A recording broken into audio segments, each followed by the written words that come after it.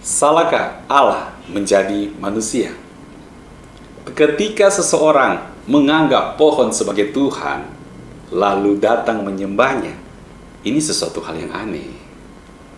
Begitu juga jika ada hewan dianggap sebagai Tuhan dan datang untuk menyembahnya, sulit untuk diterima dengan akal sehat. Kenapa? Karena hewan itu pun dia kasih makan, tapi dianggap sebagai Tuhan. Bagaimana bisa? Sulit sekali untuk dicerna, dipahami.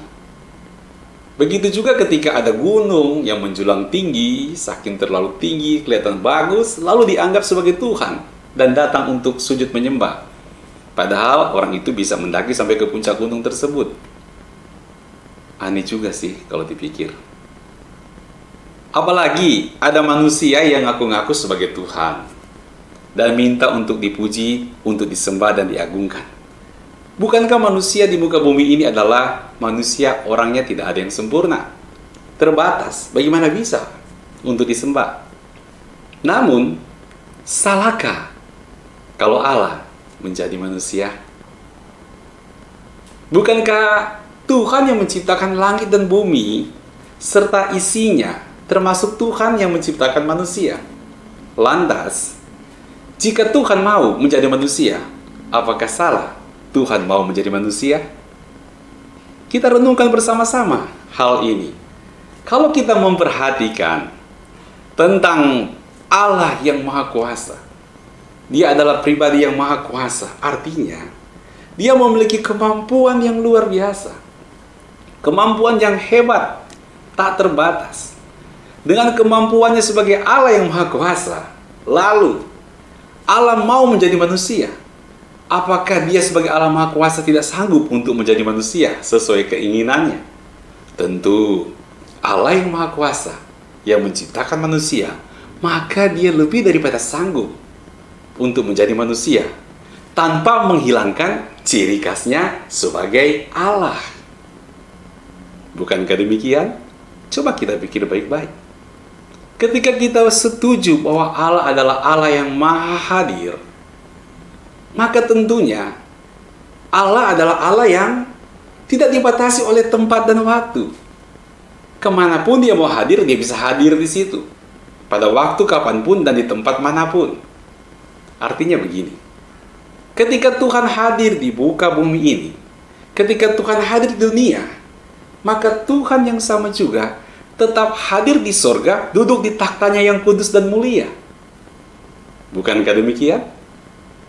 Nah, ketika Allah menjadi manusia, tentu sorga tidak akan kosong. Karena kita percaya Allah adalah Allah yang Maha Hadir. Di saat Dia hadir di muka bumi ini dengan menjadi manusia, Dia juga tetap hadir di sorga. Dia juga tetap memerintah di sorga. Dia juga tetap duduk di taktanya yang kudus dan agung itu. Karena Dia adalah Allah yang Maha Hadir. Begitu juga ketika kita percaya bahwa Allah adalah Allah yang Maha Tahu. Tentunya ketika Allah menjadi manusia, mengetahui segala keterbatasan manusia.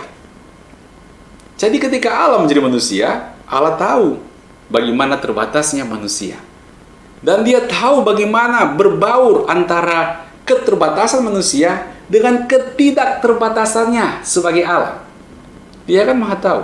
Dia tahu persis bagaimana manusia yang terbatas berbaur dengan ketidakterbatasnya Allah yang Maha Kuasa dan Maha Hadir itu. Dia adalah Allah yang Maha Tahu. Allah tahu bagaimana berperan sebagai manusia dan sekaligus sebagai Allah. Dia mengerti caranya. Kalau andai kata orang bingung untuk mengerti, ya iyalah, namanya juga manusia, terbatas kan, sulit untuk memahami sesuatu yang memang ini urusan yang sangat luar biasa. Kalau nggak paham, ya dapat dimaklumi. Tetapi Allah tentu tahu bagaimana berperan sebagai manusia dan sekaligus juga sebagai Allah. Dan kita tahu bersama, Allah adalah Allah yang Maha Kasih, penuh dengan belas kasihan. Bukankah demikian? Sehingga sudah pasti ketika Allah jadi manusia, maka ada misi yang besar, yang begitu besar. Ada sesuatu, ada maksud yang sangat besar dari Allah. Sehingga dia mau merendahkan dirinya untuk menjadi manusia. Apa itu? Kalau kita ingat Yohanes 3 ayat 16.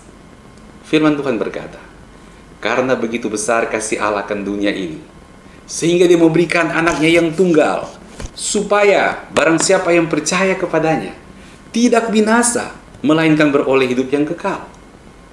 Nah, kita akan temukan apakah alasan Allah mau menjadi manusia. Allah yang di surga mau merendahkan dirinya jadi sama persis seperti manusia. Saudara, dia mau menjadi sama seperti manusia untuk makin dikenal oleh manusia tentang isi hatinya dan karyanya. Baik sekali Allah itu. Kalau Allah ada di surga, kita mikir aja nggak nyampe. Ya gimana kita bisa betul-betul paham tentang Allah? Tetapi Allah putuskan, dia merendahkan dirinya. Allah yang mau menjadi manusia, masuk dalam kehidupan nyata umat manusia, sehari-hari dengan menjadi manusia. Dalam kehidupan nyata sehari-hari dia langsung hadir di situ. Di situ tujuannya supaya manusia, ketika dia menjadi seperti manusia, manusia makin kenal, makin paham tentang dia, tentang isi hatinya, tentang karyanya. Nggak susah-susah amat untuk memahami dan mengertinya. Allah menjadi manusia juga beralasan. Dia mau menjadi manusia untuk menyelesaikan persoalan terbesar manusia. Apa itu persoalan terbesar manusia? Persoalan terbesar manusia bukan tidak ada makan, bukan tidak ada minum, bukan tidak ada pakaian, bukan tidak ada tempat tinggal, bukan tidak ada teman. Bukan. Persoalan terbesar manusia adalah bahwa manusia adalah orang berdosa. Mau ketemu Tuhan susah. Tuhan itu suci dan kudus. Kita ini orang tidak sempurna, penuh dosa. Dan apa sih akibat dari dosa? Akibat dari dosa adalah neraka. Bukankah demikian? Lantas kita orang berdosa, kita mau coba lakukan kebaikan. Gimana sih? Diri kita ini cacat dari dosa. Diri kita cacat oleh dosa. Kalau andai kata sebuah mesin itu bermasalah, mesin itu afker atau cacat, pasti mesin itu akan memproduksi barang-barang yang cacat. Quality controlnya gak cocok, gak bagus. Begitu juga kita sebagai manusia, kita cacat dengan dosa. Sehingga apa saja yang kita lakukan, kebaikan-kebaikan yang kita produksi, yang kita lakukan, tetap saja kebaikan yang tidak qualified, yang tidak berkualitas menurut pandangan Tuhan. Jadi kebaikan yang nggak laku di mata Tuhan. Laku misalkan teman kita bisa nerima, saudara kita bisa terima dan sebagainya. Tapi di mata Tuhan nggak laku. Kebaikan kita ini cacat karena kita orang cacat dalam dosa. Otomatis nggak bisa lah kebaikan kita menebus dosa kita. Karena kebaikan kita nggak laku di mata Tuhan, meskipun boleh jadi laku di mata manusia. Nah, persoalan terbesar inilah yang mau dibereskan oleh Tuhan. Sehingga Tuhan mau menjadi manusia. Dia mau menjadi manusia untuk menuntut manusia secara nyata. Nggak samar-samar gitu ya. Tapi secara nyata. Dia mau menuntut manusia secara nyata sebagai patokan hidup. Sebagai patokan hidup melalui contoh teladannya di muka bumi ini. Ayo, kita mau hidup sesuai kehendak Tuhan. Apa contohnya? Kita mau hidup sesuai dengan apa yang dimaukan oleh Sang Pencipta.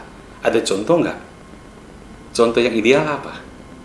Untung Allah mau menjadi manusia. Dan kehidupannya menjadi patokan buat kita. Kehidupannya di muka bumi ini seperti manusia biasa, hari-hari menjalani hidupnya menjadi patokan bagi kita tentang cara kita hidup. Nah, disinilah dia menjadi manusia untuk menuntut manusia secara nyata sebagai patokan hidup melalui contoh teladan hidupnya. Ini jadi berkat buat kita. Jadi ketika Allah menjadi manusia dia punya maksud yang besar. Ketika orang berpikir, salahkah Allah menjadi manusia? Sama sekali tidak salah, karena dia dapat melakukannya.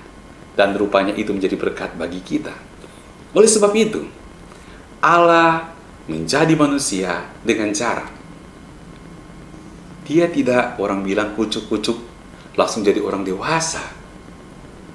Dan bilang, inilah aku Tuhan yang jadi manusia. Wah, orang bisa kaget, saudara. Tetapi Allah yang mau menjadi manusia, sungguh-sungguh dia mulai dari hal yang paling normal. Normalnya orang ada di muka bumi ini mulainya dari mana? Dari dalam kandungan, bukan? Jadi dia mulai memang dari titik nol. Suka kan ada istilah, mulai dari titik nol. Nah ini, ketika Allah menjadi manusia, dia mulai dari titik nol. Mulai dari awal, paling awal.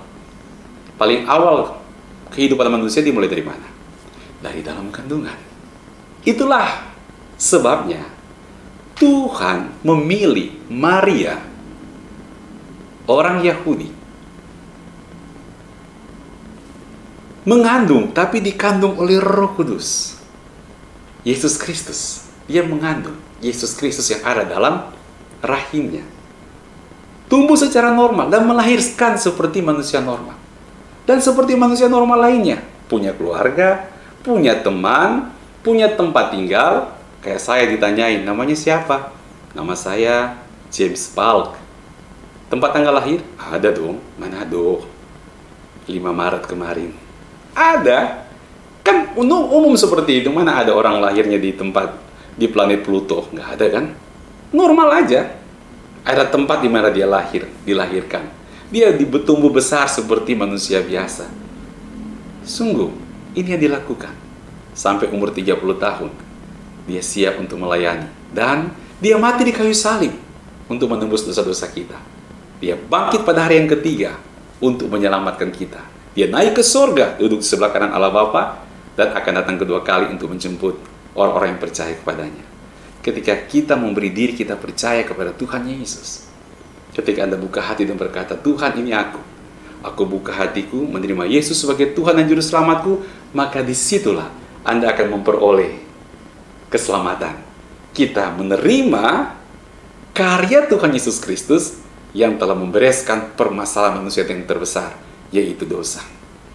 Dan inilah alasannya juga, sehingga orang Kristen merayakan kelahiran Tuhan Yesus Kristus setiap tanggal 25 Desember sebagai hari besar. Hari besar karena hari penuh anugerah Tuhan. Karena Allah mau menjadi manusia, karena dia ingin menebus dosa-dosa kita. Jadi, ketika ada pertanyaan, salahkah Allah menjadi manusia?